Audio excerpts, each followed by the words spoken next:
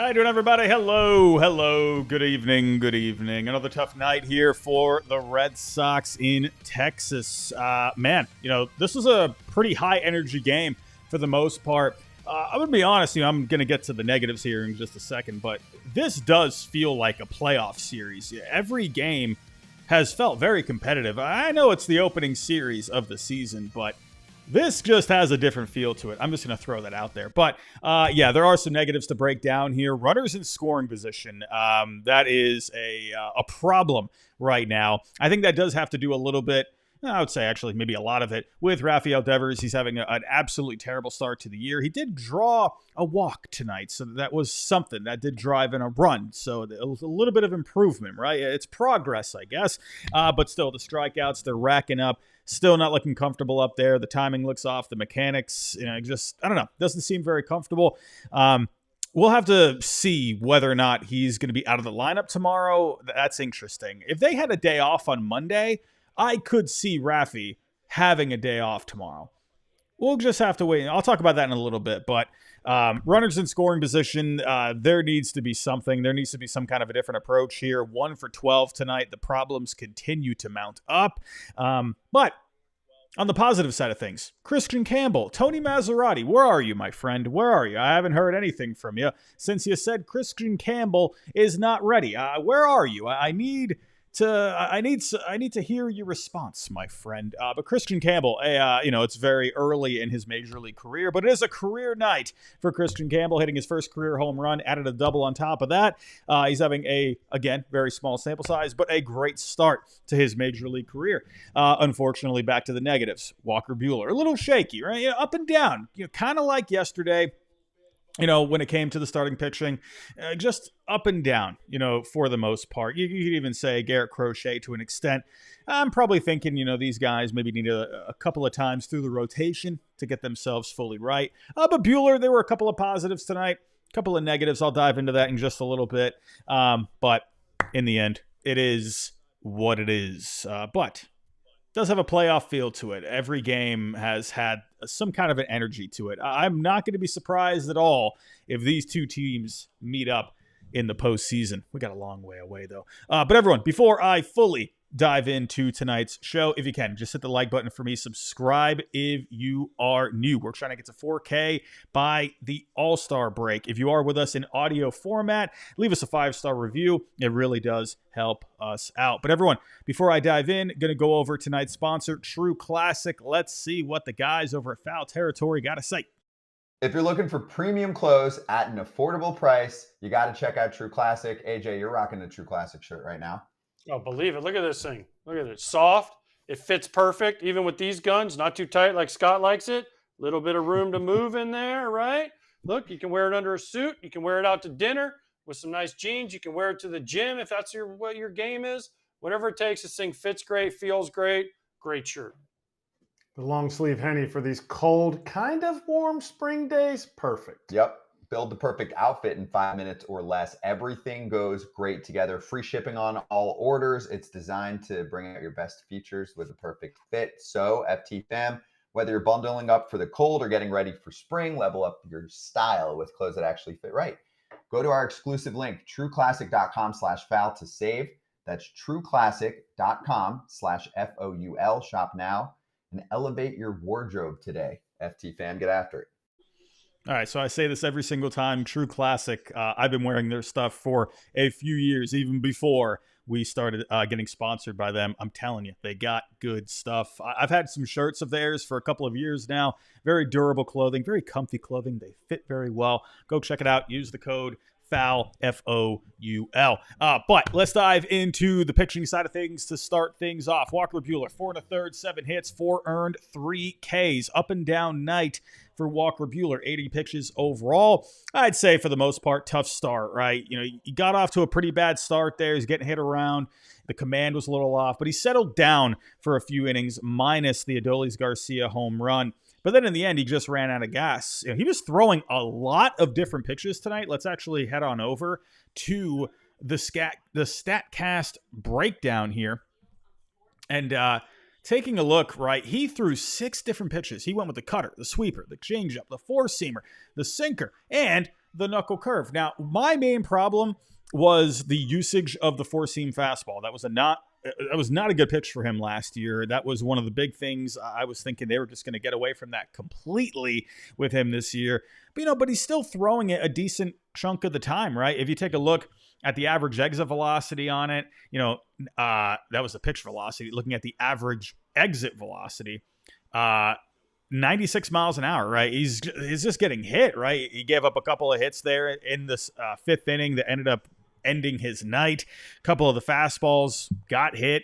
So I just wonder if that's a pitch he's just going to end up getting away from. Again, he threw a lot of different pitches here tonight. Honestly, I would say, unless maybe you just use it in a couple of instances to kind of, set up some stuff, I would really decrease it even more. I feel like, at least to me personally, I feel like this is too high of a percentage to use. Just lean into the cutter, go to that sweeper, throw in those curves. I was wondering, did he not just have a feel for the curve there tonight?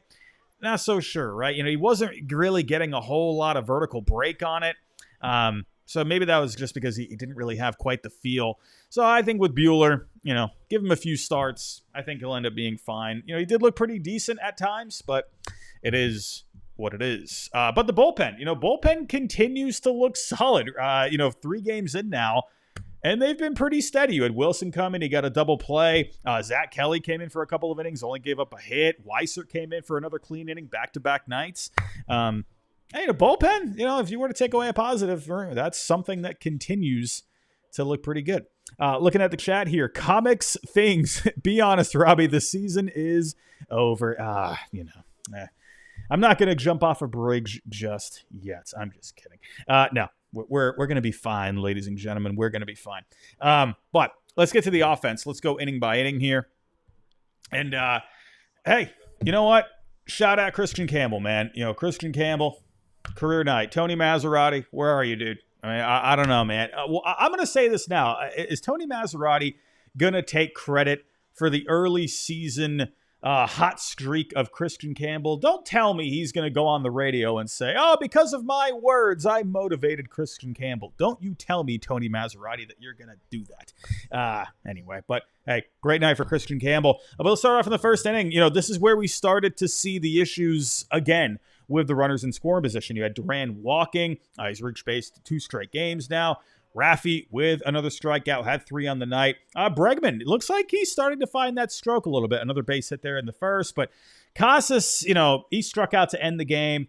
But there were, again, a couple of times tonight where he had a bad call against him. I'm not trying to make excuses for anyone, but he got called out on strikes on a pitch inside. That was a pretty bad call. He didn't like it. He didn't want to argue with it. Give him some time. I think he's going to make some kind of an adjustment at some point.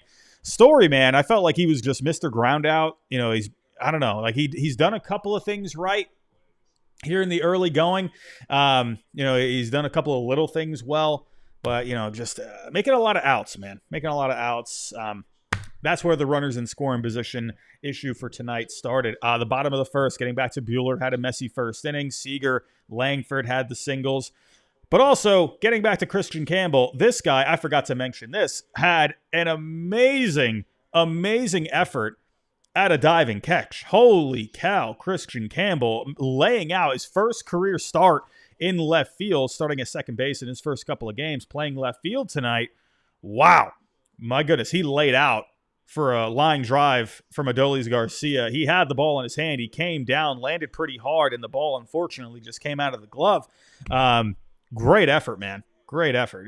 Hey, great offensively and really showed some flashes defensively. The fact that he, pulled off some athleticism like that in the outfield, along with getting the job done at second base, he's really showing not just some good value with the bat so far, but he's also just showing value with his versatility. I'm telling you, man, I've been saying this before. He really reminds me of just a bigger Mookie Betts. He gives me that feel. It's just the way I see it, man. Moving on to the second inning, Wilyer Abreu staying hot in Texas. I am telling you, if he becomes a free agent at some point down the road, I'm not going to be surprised if he signs to the Texas Rangers. This guy just hits in Texas. Had a double. You had Kristian Campbell, once again, Narvaez. Both of them walked. So you had a big opportunity here, but Bregman, after the Rafael Devers walk to score a run, unfortunately, you couldn't really get anything else after that, right? Bregman had the fly out. Oh, I forgot to mention on the Kristian Campbell diving effort, they scored a couple of runs on that. It was counted as a double. So that was how the Rangers got the first 2 runs of the game. But the Red Sox got a run back there. Third inning, Jock Peterson. Hey, Carlos Narvaez, shout out here. Jock Peterson, he looked like he had a ground out there. He wasn't running, and everyone was like, well, what's going on here? Even Kevin Millar was like, well, why isn't this guy running? But there was catcher interference there, hit the glove of Carlos Narvaez, but he made up for it. Picked off Jock over at first base. Carlos Narvaez, there is some good defense there. I think that's an underrated aspect of this team. We're all focusing on the bats, the pitching, but remember, defensively, they needed an improvement at the catcher position. I think Carlos Narvaez is going to provide some good value there in that role. Fourth inning, that was when Kristian Campbell had the home run. Absolute laser shot. What a great moment, man. He's rounding the bases, absolutely just pumped up. Gotta love that, man. Gotta love that. This guy's been through just such a roller coaster of a ride here, going through, everything, leading up to spring training, all the rumors in spring training, saying he's the guy, he makes the team. I think everyone pretty much knew at least halfway through spring training he was going to be on the team. But, still, in the end, you're not going to know until you're actually told, right? Making his major league debut just a couple of days ago. And what a great moment for him. What a great moment for him and his family. Got to love that.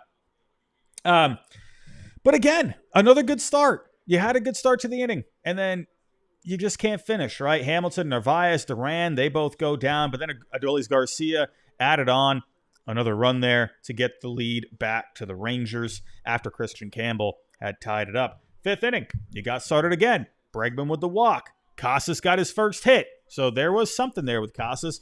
Story with the strikeout. Abreu, unfortunately, can't hit everything in Texas. Had the ground out. Just couldn't get anything going there. Couldn't get anything going, right? But then the Rangers, this is when they started to get to Buehler here. Tavares had the base hit, had the stolen base. Semien had a good battle in that at-bat, had an RBI base hit to make it 4-2. Seager with the single. That was where I get back to the four-seam fastball. Buehler, he was throwing those in. Kind of made me feel like he lost some feel for some pitches, and he was just going to the four-seamer, even though last year it was such a bad pitch for him. But hey, those guys dialed in. They got base knocks. He did strike out Langford to end his night, but then Wilson came in from the bullpen, got the double play. That was massive to keep the game close. Sixth inning, Kristian Campbell with the double. Another 2 things here. Great start to the inning. And Tony, where are you, dude? Where is Tony Maserati? I need to hear Tony Maserati. But David Hamilton, Carlos Narvaez with the ground outs, Duran with the strikeout. It felt like every inning you're starting off great, and you just couldn't close the deal. But, hey, give credit to bottom of the inning. Zach Kelly came in, did well. Garcia had the double. You had the sac fly. Or Zach Kelly came in, but, in the end, ended up I don't know why I just said that. Never mind. Zach Kelly came in, ended up being pretty clean for the next couple of innings. Seventh inning, Raffy, another strikeout. Bregman had the base hit, though, right? So, again, at least you got something going, but nothing after that, right? Casas had the fly out. Looks like he just missed, though. He looked a little frustrated on that swing. Looked like it seemed like he felt like he had just missed that pitch. So, and then Story, another ground out. He just felt like Mr. Ground Out tonight. I don't know, Story, man. That's something I wonder about.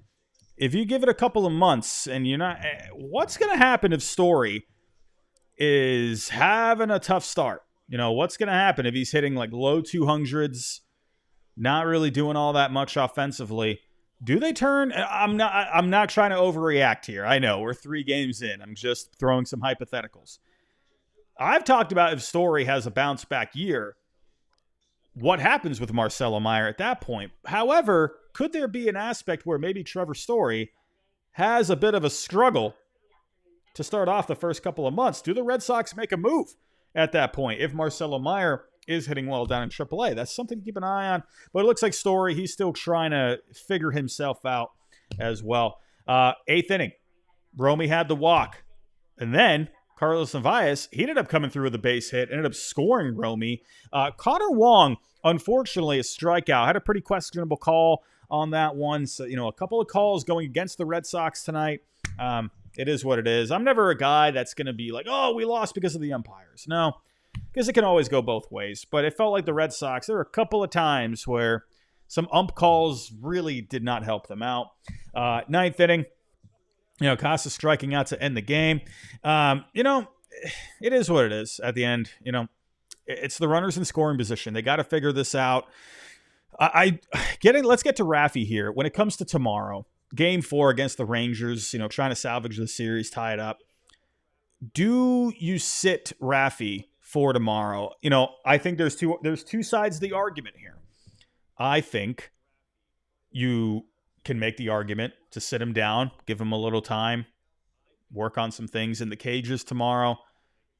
I think there's an argument for that. However, I could also see the argument where you want him to get at-bats, right? That if you had a day off on Monday, I could see the argument for it because it would give him 2 days to kind of, work on some things, right? Give him a bit of a breather for a couple of days and then get back at it on Tuesday. But you got Baltimore on Monday.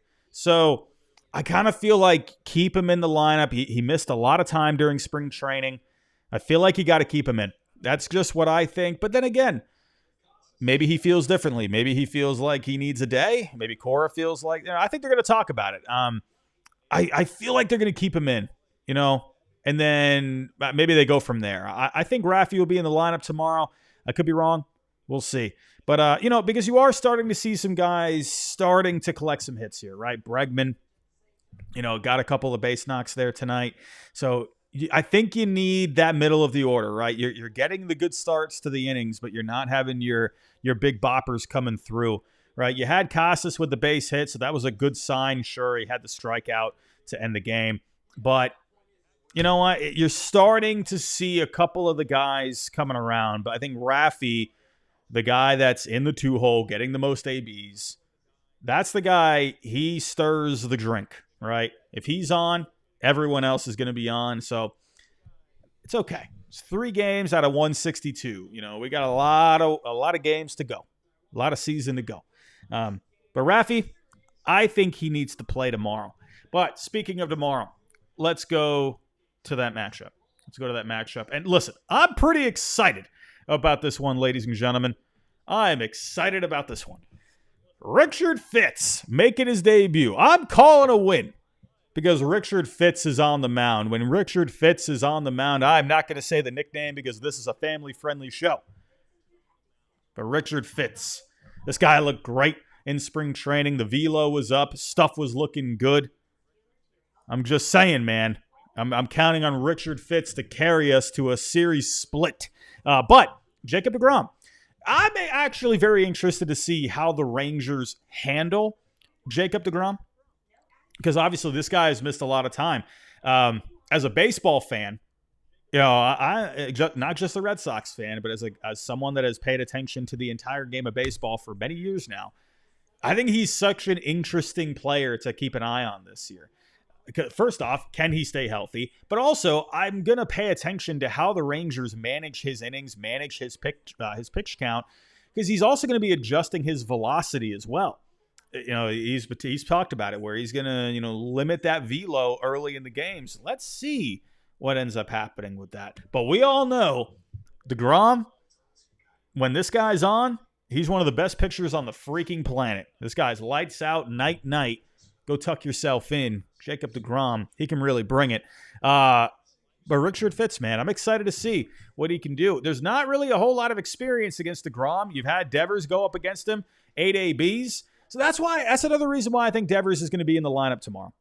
That's why. What does Cotillo got? What does he got? Is he got something for us here? Hold on a second. What does Cotillo got? Hold on a second. Has he got some news? Anything on Raffy? We got some news. Ooh. We have some news. Oh, my goodness. We have a little something. We got a little something. Oh, man, ladies and gentlemen, we have some news here. Oh, oh my goodness. Look at this, ladies and gentlemen. Here we go. We got some news. On the night he'd hit his first major league home run, Kristian Campbell and the Red Sox are in deep talks on a contract extension, according to multiple sources. Ooh. Ladies and gentlemen, we might have some good news by the end of the night. It's all about Kristian Campbell right now. Let's actually go take a look. I wonder if Baseball Trade Values, if they have something on their player extension or their contract extension tool that they have. You have to sign up for the membership. Here we go. Kristian Campbell. Hold on, I gotta log in. Bear with me, ladies and gentlemen. Got some big news popping up from Catillo. Here we go. All right, baseballtradevalues.com. Great site. Trade deadline, you're definitely going to want to sign up. Here we go. Kristian Campbell. Let's take a look. All right, sharing the screen. All right, so I'm not sure because he's not going to pop up because he doesn't have enough of a track record as of right now. He's that new. They just don't have it. I wonder what an extension could look like. You know, I kind of look at, let's say, we'll take a look at Jackson Churio. That's kind of the one that I'm thinking in my head right now. So taking a look at him. So he's on an 8-year, $82 million deal. He was the number 2 prospect last year. So Kristian Campbell, he's in the top 10 as of right now. The Red Sox are very high on Campbell. There has been an obvious love from the Red Sox side. I go back to Craig Breslow's comments from the offseason when they were talking about adding a right-handed bat, where he acknowledged that, that bat could come from outside the organization. That bat could be within the organization. That one part where he said within the organization, my first thought was Kristian Campbell. But, you don't want to say names out loud to put pressure on guys. That was kind of my thinking. That was where I first started hearing kind of, you heard, the reports from the beat reporter guys. But that was my first thought, thinking like, oh, okay, they're pretty serious on this guy. And then you heard the reports, like how high they are on him. They wanted him basically to win the job out of spring training. It was his job to lose, basically. To me, this just seems like a guy they want to have for the long term. So Jackson Churio, before even making his major league debut, he got an 8-year deal, $82 million. So that buys out the first 6 years, so that covers the arbitration years for 6 years, but then that buys out 2 of his free agency years. So I wonder if you're going to see a similar thing here. Could you see like something along the lines of, 8 years, maybe a little less than Churio, because Churio was the number 2 prospect in baseball. Something, maybe like an 8-year 75 or something like that. Maybe even right around that. I think the Red Sox are very high on him. Remember, different organizations will value players differently. So, yes, the Brewers, they gave him 8-year 82. Maybe the Red Sox see Campbell. Maybe they see a higher value there. Maybe they end up giving him a little bit more. Marco Scudero is my hero in the chat. 7 years, $72 million.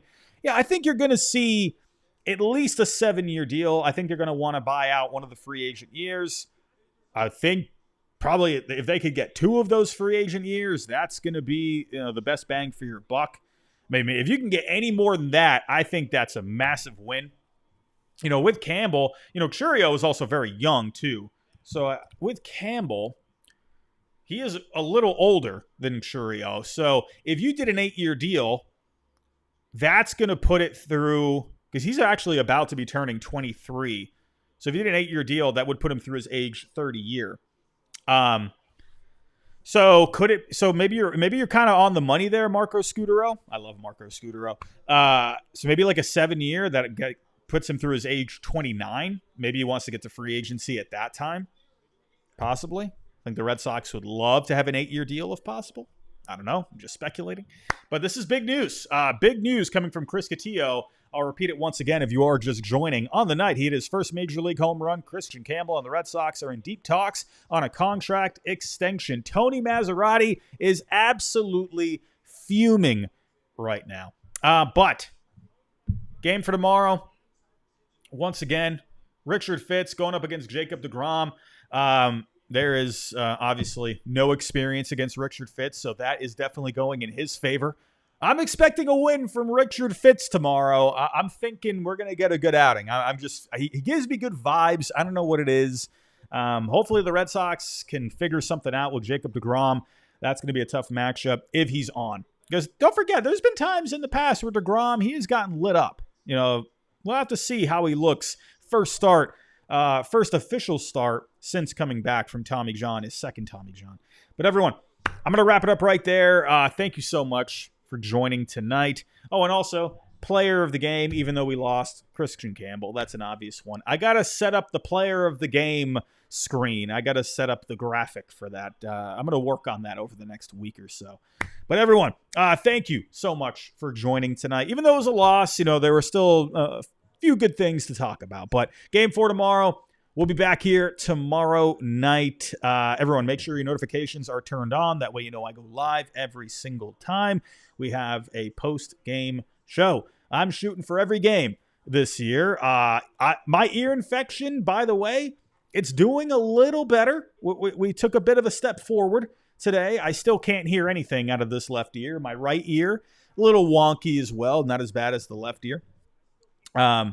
But we're getting there. I don't feel like absolute crap like I did yesterday. So we're getting there. Just reading here in the chat. Kai H. Devers looks absolutely dreadful. He did. He did look dreadful. That's going to be a big storyline for tomorrow if he's going to be in the lineup. We will see. Maxwell Dupree. Campbell is the truth. He is, man. He just gives me those Mookie Betts vibes, man. It's, you know what I mean? Just makes me feel good. Chaim Bloom, give credit to Chaim Bloom, man. Kyle Teal, he homered in the White Sox organization tonight. So, man, oh, man. Everybody, I'm out of here. Thank you so much for joining tonight's post-game show. We'll be back here tomorrow. Remember, the game is a little earlier tomorrow, so make sure your notifications are turned on because I will be going live earlier tomorrow, probably around 5:36-ish, right around that time frame. Everybody, go have yourself a good rest of your night, and I'll talk to you next time.